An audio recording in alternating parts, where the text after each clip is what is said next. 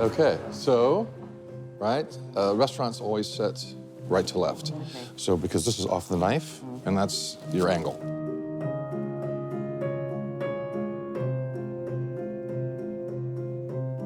That's the way they're served in front of us, but if you're at a wine tasting, we expect the bottles to be served left to right. Yeah. And so I will take the left-hand bottle first and find that's the oldest wine on the flight, which is because they've just put it right to left.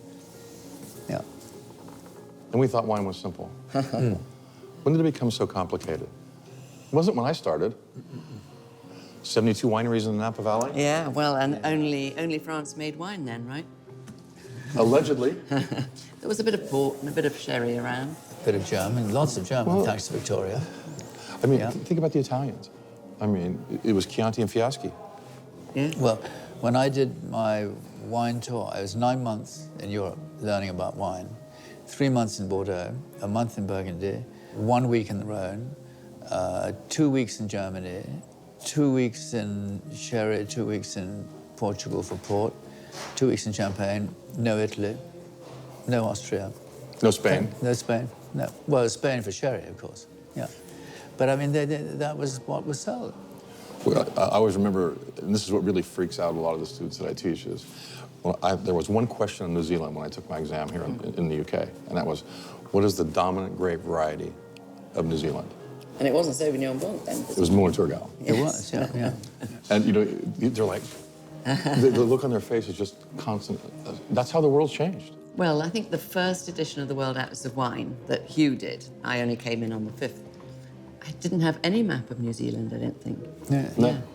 That was Well, 71. in your most recent edition, which is what, 5 years old now? Yeah. Okay, you've only got 1 page on English wine. You have to put that up. 1 page for Bride Valley. Well, it's the same. Look at California. 10 years ago, Sonoma Coast, what do they do out there? I don't have any idea. Oh, tell me about it. I think there's sheep out there that make cheese. We re-engineer the map of Sonoma Coast every single edition of the Atlas because it's changing And all the new time. AVAs and all Yeah. that. I mean, this is always the question when I'm talking to winemakers, and it's one, because we're going to be tasting some pretty spectacular wines today. Will California ever have a cruise system? Do you think it's possible? Well, they have the AVA. I mean, I get that, but Yeah. that's geographic. But I mean, I think so. You think so? Yeah, eventually. But nothing set in stone. It will have to keep changing, I think. I am so looking forward to tasting this wine, which is the wine that lit the flame for me. I think most people who end up devoting their lives to wine have one seminal bottle, don't they? And I was an impoverished student at Oxford, but I had a rich boyfriend, and his father gave him slightly too much money, much of which was spent on wining and dining me. It's a red Burgundy, 1959. This was in about 71 or 70. And it's from the village of Chambolle-Musigny, but the name of the vineyard is so glorious. It's Les Amoureuses, the lovers, the female lovers. Well, first, I've got to ask you, Fred, to open it. It's looking a little low in the fill levels, and of course, lots and lots of bottle deposit there because it's been lying for who knows how long in the cellars of the late John Avery, a fellow master of wine. And his family were putting, after he died, they put most of his wine collection into Christie's to sell. But one of them remembered that this particular wine was the one that lit the flame for me and held it back Fantastic. from the sale, which was so nice of them. And Mimi Avery very kindly walked through a rainstorm to bring it to me the other night. So the focus is on you. Les Amoureuses. Yes. Must have been a good day to be a monk on that day, huh? Imagine what you saw. Now, I'm so glad to have an expert here to do Well, the just dirty while work. Fred is opening that, in late 1968, my wife and I, because we got married on January 68, and we were based in Provence at the time. We were driving north to go back home for Christmas. And we stayed a night in Montbar, where there was a very good restaurant, the Hotel de la Gare, with a fantastic wine list.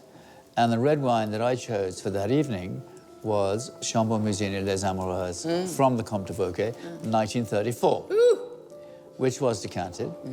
And it was absolutely wonderful. And then towards the end of dinner, I'd finished my glass, and there was a little bit of wine in my wife's glass, and she went up to leave the room to go to the ladies, and I drank her glass.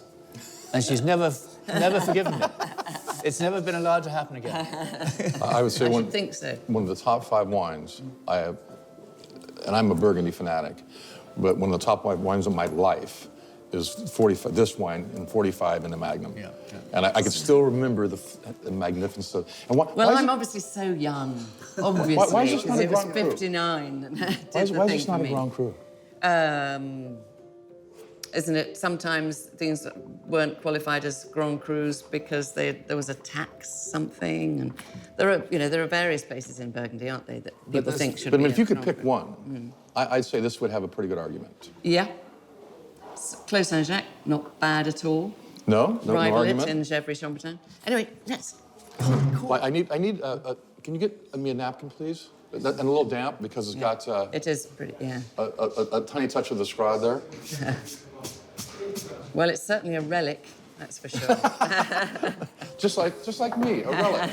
What I loved about this wine when I tasted it, when I first tasted it, had it in the glass, well, A, it was 1,000,000 times better than Student Plonk, obviously. But it wasn't ridiculously expensive in those days. I mean, the price difference between the top and the bottom of a wine list wasn't nearly as great as it is today. Yeah. But it was the perfume, mainly. Just exactly. the haunting perfume. You're doing so well. Oh, I'm so glad I don't have to do this. I will say this has been on its side until yesterday, I think. So I hope the cork hasn't dried out too much. But it's such, bad luck. It's such a difficult thing, isn't it, opening these? Oh, this is a beauty. But the good news is. Sorry. Nope. It hasn't actually fallen The in nice thing yet, is has it? it's going to come out. Great. It's just a little bit of a challenge. Oh, but we're in such good hands. There. When I just smelt it, it just seemed to kind of zoom out of the glass. And very good. Wonderful. God, what a colour. That's a pretty colour, isn't it? That's going to be absolutely fine. I think it's And just I think got a it'll grow in the glass. Yeah.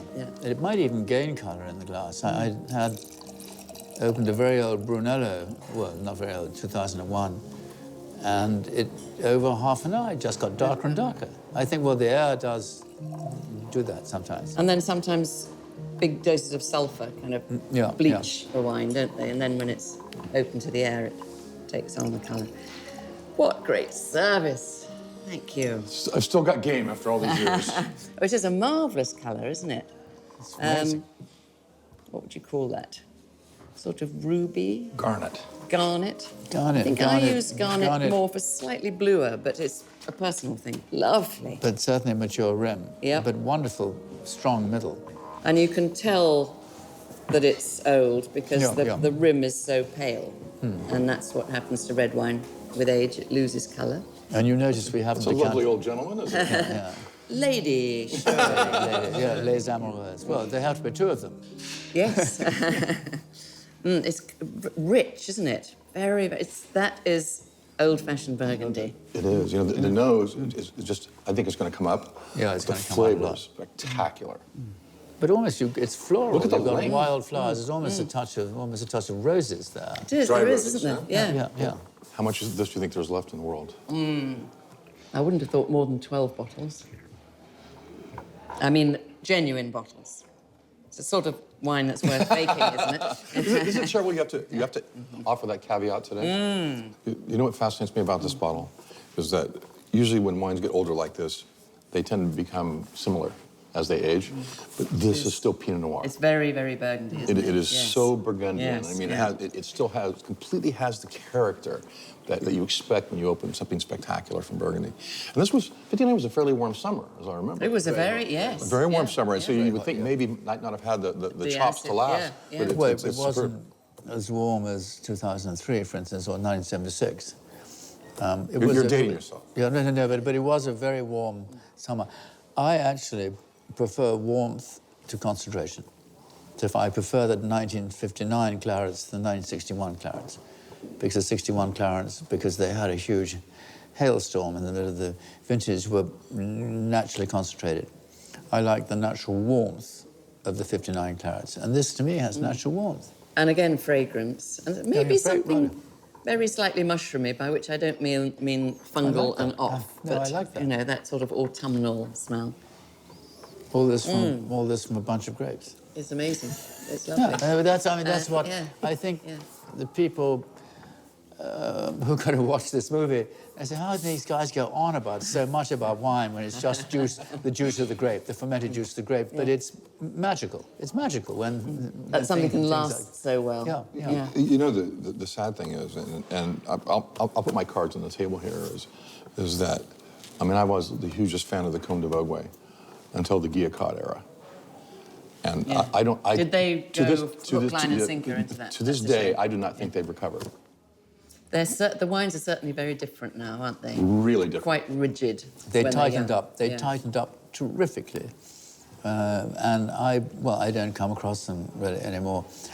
I think Georges Roumier, Domaine Roumier has, I think he's taken on the mantle in Chambolle. I would And not argue with Meunier you. not doing lovely things as well. Brilliant, yeah, Yeah. but I think he has taken on the mantle in Yeah. Chambolle as the best And he's so nice. producer. Yeah, Christophe, lovely. But it's amazing to think about that. You know, as much as these great wines were made, and then all of a sudden, Something changes in the methodology and the wines change. Yeah. No, this is glorious. I'm sitting there, I'm running through the menu right now.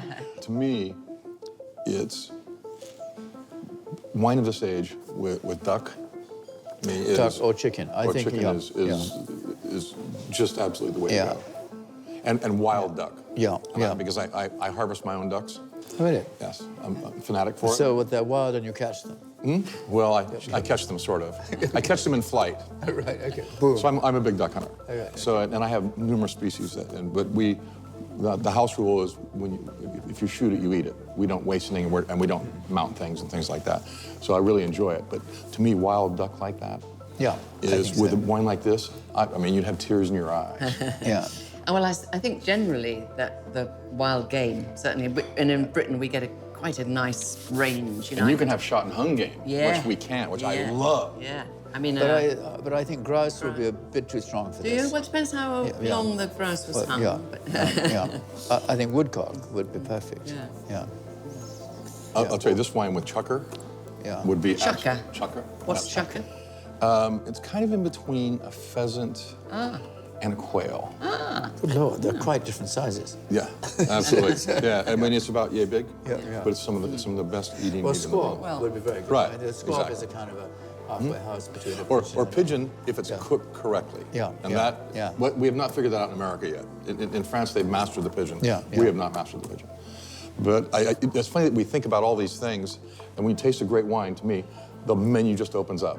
And my mind starts working on it. Yeah. And that's what Yeah. I was trained to do. And I'm sorry, what menu would I pair this with? That's great. That's very good because in my wine upbringing, certainly in Britain, I think it's less so now. But I used to meet an awful lot of wine people for whom food was a slight hindrance, something sort of that got in the way of appreciating the wine, and the food had to be as plain as possible so as not to distract, which is such a shame, really.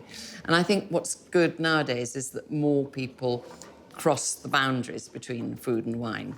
There are a lot of foodies that Yeah. are kind of scared of wine, Yeah. and wine people. A lot of wine people don't bother to learn about food, so that's great that the sommeliers have. I think and you would. some writers cross it. You certainly need a sauce with that. Not a dominant sauce, but I don't think a grilled bit of meat would not work. You need a little bit of richness to go with the richness. I would not use a fruit sauce with this wine. No. But Just a gravy. little demi-glace. Right? Something that would be- Yeah. And I love the florality. I mean, it really is. You know, it's not losing anything. No. It's sitting here, it's Great. going on. You know, so many times we open an old bottle of wine, you get the glorious 45 seconds on the stopwatch, right? And it just disintegrates. No. This is just Yeah. superb. And it's My a good, compliments. well, it's a good testament to John Avery's cellar conditions, Yeah, isn't yeah. it? Yeah. So I picked this wine today because the 68 Ridge to me is one of the great wines from the naissance of the super premium California wine industry.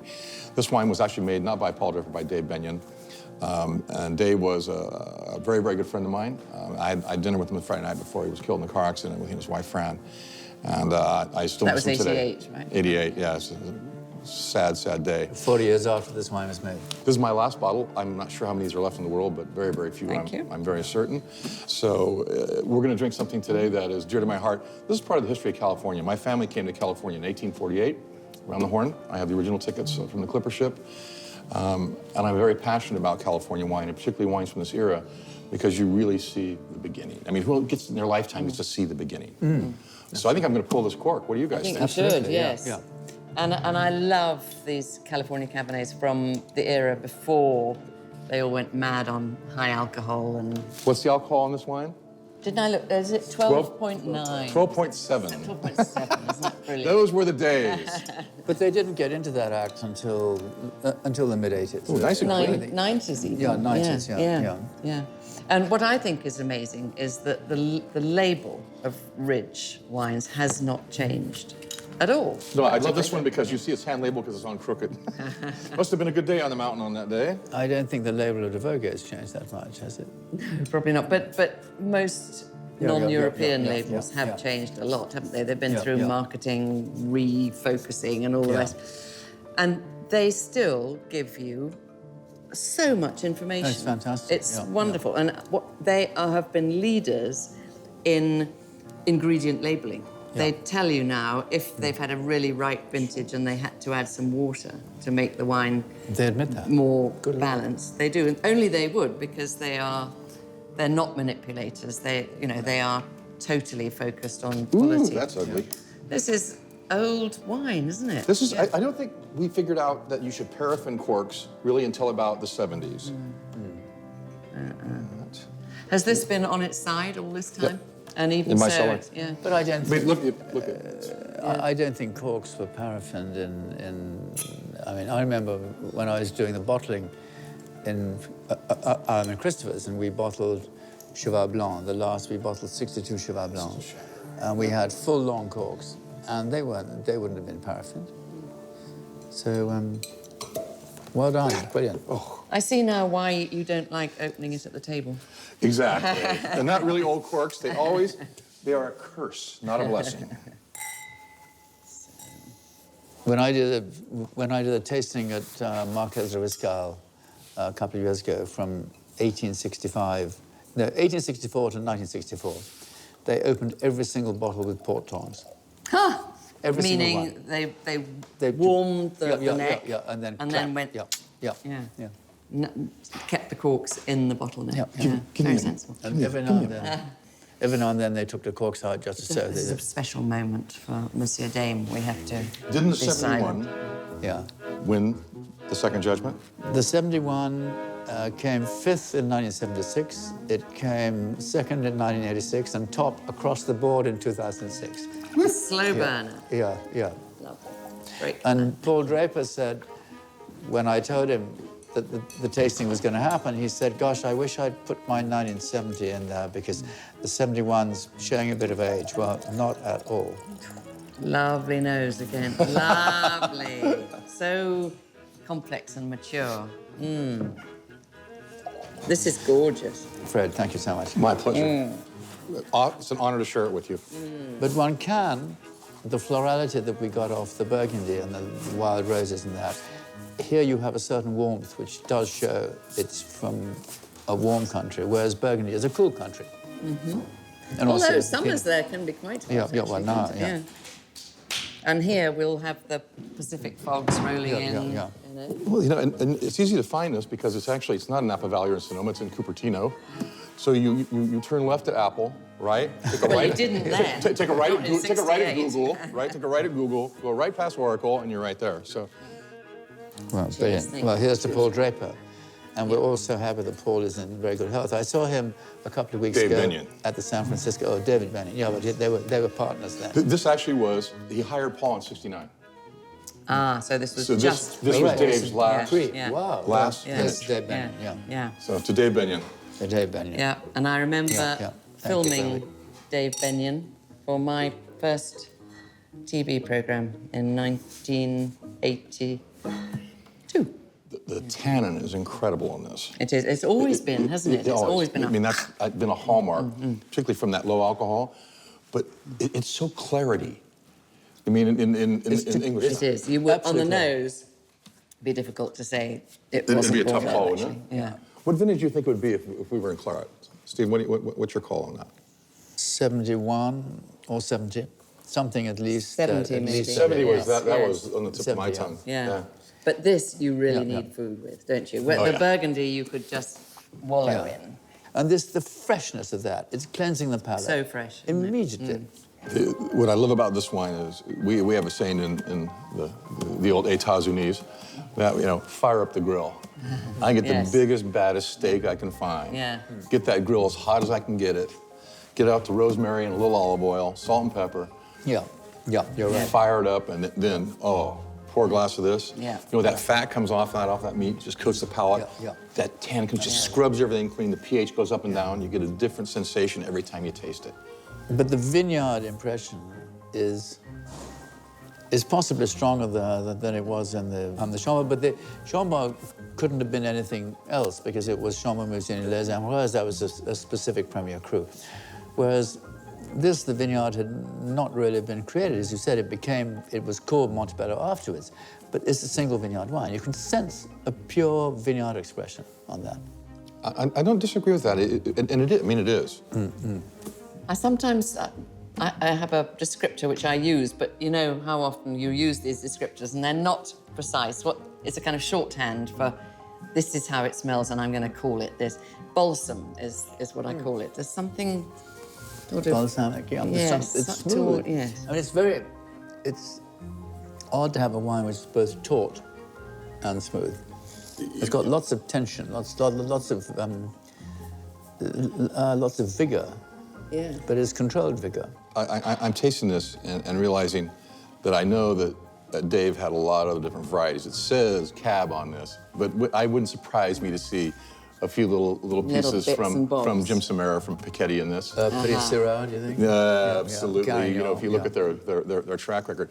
You know what fascinates me about this is all American oak, and it's air-dried Arkansas oak. So they had a trial in the 1975 vintage, where they put a series through different French coopers, and I had an opportunity to up the winery to try it with Paul, and you would think this is the magic moment that we're going to put Sig and Moreau top quality Chateau barrels, Willa hooped on this, and it's going to make this wine even greater. Not even close. This coopering fits. system just perfectly fits the profile of this wine. I mean, it wasn't even close. And I think they've kept testing it, haven't they? They continue. Always. Especially while the rest of the wine world was worshipping French barrique, sort of, and paying through the nose for it. In fact, it's difficult. Apart from top Riojas, where else in the world is making truly great wine aged in American oak? Australia. They use a lot. They're the large They purchasers do of American use a oak. lot. Yes. They're the large It's a purchasers of American oak different- in the world. It's a bit. It's more obvious, though, isn't it? The American You know, oak there. there's something about Shiraz when you put it in new American oak barrels that I think they're really like this. I think they're really good friends. Yeah. I came across one of the top... Although the fruit is very different. Yeah, I came across one of the top French producers, not in Bordeaux, but I wouldn't even think in Burgundy, but maybe in the Rhone, who was using 10% American oak. Really? Yeah. I was in Italy and in Bruno di Montalcino, and in the corner I go, those are American oak barrels. You know, so experiment. Right? Because we know the troubles of Bruno. Because usually it's so obvious, isn't it, American oak? It kind of goes quite vanilla-y and... But not here, not here. Well, you know, I think they're using air-dried oak. This would have had a few years to absorb the oak. No, when you talk about Rioja, the wine will stay, Rioja Reserva will stay in a cask for 5 years, and then you drink it 1 year after bottling. The oak is old oak pretty dominant. I mean, there's no hint of oak on that. I'm going to put you on the spot for a second. Okay. The Judgment of Paris. So This wine has a history there. Yeah. That's a very successful history, right? Did you have any idea when you did it that it would have that kind of impact on the world? You changed the world. Well, the Judgment in Paris, no, I did not. I would say, however, that the Ridge 71 Montebello was my pick for the Way wine, back. the wine that would have won if a California wine was going to win. And I picked Chalone for the whites, so Chalone did quite well. No, it was the basic thinking behind it until 15 days before was just to get recognition for California wine. We then tasted open. I didn't want to get involved in any more blind tastings. Red wines from California and Bordeaux from the 2000 vintage.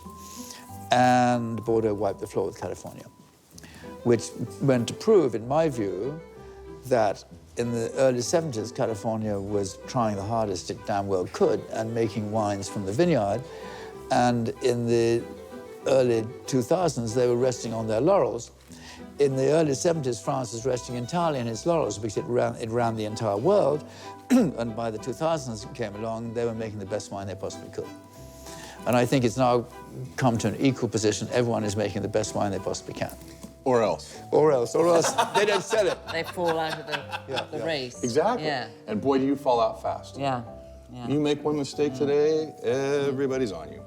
But I want to make sure we had a California wine in this Yeah. because, I mean, the Paris is the home of the tasting. Yeah, absolutely. And, I mean, the shot heard around the world. And Well, we're all Well, very it was engaged with I California mean, wine. I think it was a tasting where the circumstances were perfect. It was in Paris. It had a panel of impeccable French judges. The wines were impeccable. The tasting was impeccably managed. But if George Tabor from Time magazine hadn't been there to record it, and my wife hadn't been there to take the photographs, it would never have been heard of. Never. Never. Whereas nowadays, Yeah, if yeah. it had happened, It there would would- be people during the tasting Yeah. on Instagram, Yeah, on, yeah, Oh, yeah, yeah. you know, it would have Yeah. been around the world before the end of the tasting. Yeah. and running afterwards, putting the orders. Please Yeah, order me yeah. 100 cases of yeah, 7. yeah. So this is the third wine of the afternoon. And the wines with Jancis and Fred have been very emotional. The contact, the connection between the wines has been very emotional. I think mine is probably the most emotional because I was only 13 years and 4 months old when I first tasted this wine. And it's a Coben's 1908 port. My grandfather turned to me and said, "I think you're old enough for a glass of port." Took a taste. It just knocked my socks off. And I said, "Gosh, Grandpa, what's this?" Coben 08, my boy. And at the time, like a lot of my colleagues, I collected stamps, and I was reading at school about history and geography. And Coben's 08 had what stamps had. It had a date, it had a country, it had a region. And I began to, curious enough, learn about wine through my lessons without ever tasting it. Then I went to the LSE and I joined the London School of Economics Wine Society, and there was no doubt in my mind whatever that the wine trade was going to be my career, my life. And here's a plug. I've just written my memoirs, and it's called Wine, A Way of Life. And that's what it has been over 50-something years. So, Fred, if you could open that. I think I can do that. So this wine has been what we call reconditioned in Oporto. So it's been recorked. The Coben's is one of the oldest and most respected wine port shippers. It was about 10 years ago, taken over by the Symington family, who owned Graham's and Wars and Dow's and Qualls Harris and a lot of other. And about 10 years ago, and Jancis was there, after they'd taken over Coben's and assessed the stocks, they gave a tasting in Oporto at the Factory House for Coben's vintages from 1977 down to 1877. And the whole of the Symington family was there, each of them taking a turn to talk about a vintage, and we had our tasting books with lots of information. And we had the 1912 before this. Another famous Another famous vintage, and we had the 1904 after this. Anyway, the 1908 rolls along. Paul Symington tells the story. And then he says, does anyone have any comment on this wine? And I put my hand up and I tell the story. And it got a round of applause. So here you are. You've got the wine which sent me into the wine trade. Well, you should taste it first. Well, I will pass it the right way around. Thank you. It would be an honor, sir. Well, yeah. Well, I just looked it up and I see I think it's the only wine on jancisrobinson.com that has I've tasted it twice and it's got 20 out of 20 both times, which is, you know how mean I am. Yeah. 18 out of 20 is a very high score as far as I'm concerned. Scores being a necessary evil. The most evil corks on the that's planet. I think that's all right. I'm hoping it's going to be more than all right. I hope it's going to be a 20. Oh, what a lovely colour. Thank you. What could be nicer? I mean, now here's the thing. In France, they think they're the biggest importers of port, right? But it's pretty rubbishy port that they generally import. And they don't understand vintage port at all, the French. They think it's old if it's 10 or 15 years old. They drink port as an aperitif. Yeah. Yeah. So we can see the cork is very, very young, but like all corks in port bottles, it splays out because the bottle has this wider bit of the neck there. So 110 years old. The sommelier's nightmare, right there. yeah. This is one of the wines of the world where you absolutely have to wait for decades before it really shows itself.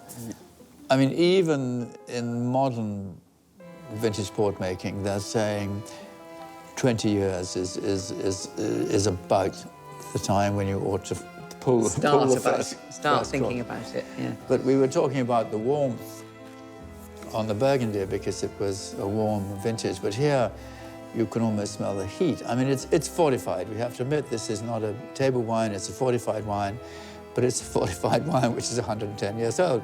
And I don't see how anybody could put more than 30 or 40 years on that.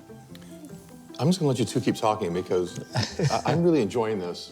You know, you don't do this every day of your life. What does they said in Gladiator? Are you not entertained? Yeah. No, it's Look at extraordinary. this, perfect. It is flawless. wonderful. It's certainly very, very sweet, obviously.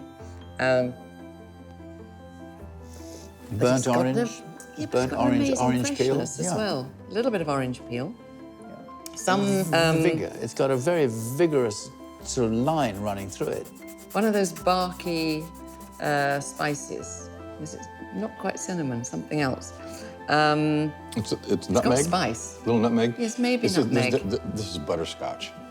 But it's more subtle than it's- butterscotch, no, don't you think? It's more vibrant than butterscotch. The fruit's intact here. Yeah. You know, there's a freshness. You're right.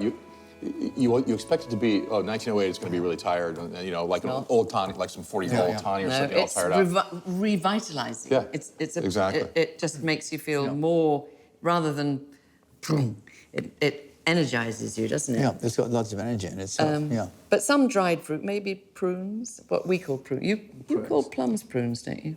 dried plums. Dried plums. Yeah, Yeah. But no, a lot of old vintage port gets quite spirity, doesn't it? You've got lots of alcohol Well, on the just a end. touch of the Aguardente on it, just a No, touch. but if you That's what makes it interesting. But if you have 40-year-old tawny, the spirit is already beginning to eat the fruit. Whereas here, the spirit is just preserving the fruit. Integrated. Yeah. It's going to be no It's sweat finishing this glass. It's like dates. You Yeah, know? a bit of date. That, Yep, that's I'm sweet, with you on that. date in there, Yep, yep. and then there's a sweetness to it, but it's not cloying. It's not. I mean, the fruit's intact. What are those after-dinner fruits with sugar around them? Like candied orange, candied fruit. Yeah, candied that candied orange peel. Candied fruit. Fruit yeah, confit in French. Fruit confit, yeah. What does it go for, do you think, Stephen? Bottle 1908. We're drinking today. It would be, I mean, it could go for £1,000, it could go for 150. I think it would be nearer 150 than 1,000. I was going to say, I think around 2,000 US. Really? 1,800, in 2,000 the US. States, you would sense the rarity of it. In an English auction, 400 to 500 maybe. What did you think? Don't know. No, Just no. don't know. That's very reasonable. It's not, I mean, when you think a bottle, one single bottle of Domaine Romanée-Conti 2015 is 3,500 Euros. pounds. Pounds. Yeah. Oh, sorry. Same- Brexit, same I forgot. thing. Oh. Just by but I mean, Correctly. but vintage port is incredibly undervalued. I mean, even the 85s, which is a brilliant vintage in vintage port and fantastic now, they're selling at auction for £50 a bottle. Isn't it amazing? Yeah. And So perhaps we can energise the market by saying they are great buys. And to me, the key to wine today is communication. What is not communicated about does not exist. It has no chance of existing. That's, I guess, why we're here, in a way. Just to while away an afternoon in Paris. Exactly. Drinking fine wine, which is just fine with me. Yeah.